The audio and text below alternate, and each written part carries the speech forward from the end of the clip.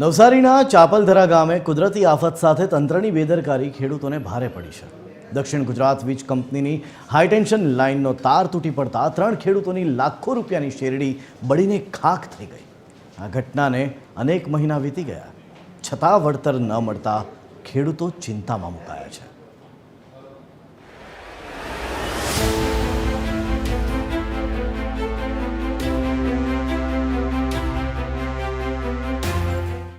ચાપલધરા ગામના 3 ખેડૂતોના 5 વીઘામાં લગભગ 200 ટન શેરડીનો પાક ઉગાડ્યો હતો, પરંતુ 27 સપ્ટેમ્બરે ભારે પવનથી ખેતર ઉપરથી પસાર થતી ડીજીવીસીએલની હાઈટેન્શન લાઇનનું તાર તૂટી પડતા ઊભો પાક સળગી ઉઠ્યો અને બળીને ખાખ થઈ ગયો હતો।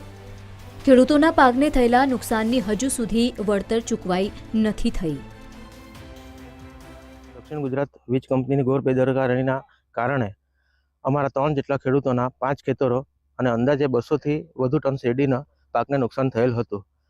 આ બાબતે જણાવું કે 27/9/2025ના રોજ હાઈ ટેન્શન લાઇનના તાર તૂટી પડવાના કારણે અમારા ખેતરો સંપૂર્ણ બળીને ખાખ થઈ ગયા હતા। વારંવારની જીઈબીમાં રજૂઆતો છતાં પણ જીઈબી તરફથી અમને ફક્ત ને ફક્ત આશ્વાસન આપવામાં આવ્યું કે તમારું કામ પ્રોસેસમાં છે, વીમા વિભાગમાં અમે પહોંચાડી દીધું છે। પછી અમે વીમા વિભાગમાં જ્યારે તપાસ કરી ત્યારે સાહેબ દ્વારા અમને એવું કહેવામાં આવ્યું કે મને આ બાબતે કોઈ પણ મેલ મળ્યો નથી અને હું આ બાબતથી બિલકુલ અજાણ છું। એટલે દક્ષિણ ગુજરાત વીજ કંપની ફક્ત ને ફક્ત અમને એક ખોખરી રમત રમતી હોય અમારી જોડે અમારા ખેડૂતો સાથે એવું અમને લાગી રહ્યું છે। ઘટના બાદ ખેડૂતોએ વીજ કંપની પાસે વળતરની માંગ કરી હતી। તમામ જરૂરી દસ્તાવેજો બાદ ડીજીવીસીએલ અને ઇન્સ્યોરન્સ કંપનીએ સર્વે કરી અને નુકસાન ગણાવ્યું, પરંતુ લીગલ ચકાસણીના કારણે વળતર ચૂકવવામાં વિલંબ થઈ રહ્યો હોવાનું ડીજીવીસીએલનું કહેવું છે। એટલે એ બધા ડોક્યુમેન્ટ અમારી પાસે આવ્યા અને અમે એને થ્રુ મેલ અને હાર્ડ કોપી પણ ઇન્સ્યોરન્સ એજન્સીને જમા કરી છે। ડિલે થવામાં ઇન્સ્યોરન્સ એજન્સી એવું કહે છે કે એમને હજુ થોડુંક એમની લીગલ ટીમ થોડા ઘણા એમને લૂપહોલ લાગે છે, તે અમે ચકાસીએ છીએ, એટલે ત્યાર પછી અમે તમને ફાઇનલ કહીએ।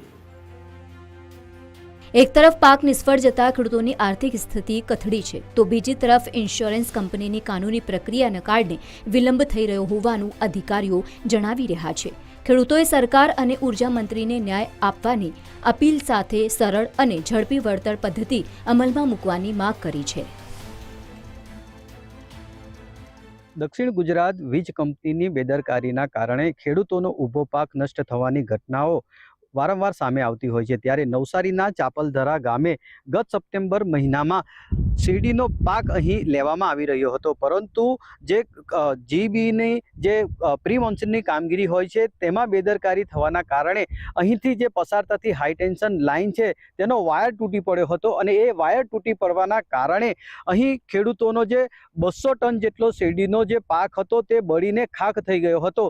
જીબી ના અધિકારીઓ દ્વારા આ મુદ્દે ખેડૂતો સાથે મુલાકાત પણ કરવામાં આવી હતી। તેઓને આશ્વાસન પણ આપવામાં આવ્યું હતું કે તેઓને વળતર ચૂકવવામાં આવશે, તે માટેના દસ્તાવેજી પુરાવા પણ મંગાવવામાં આવ્યા હતા, પરંતુ આ ઘટનાને 3 મહિના વીતવા છતાં પણ ખેડૂતોને વળતરના નામે આશ્વાસન જ મળ્યું છે।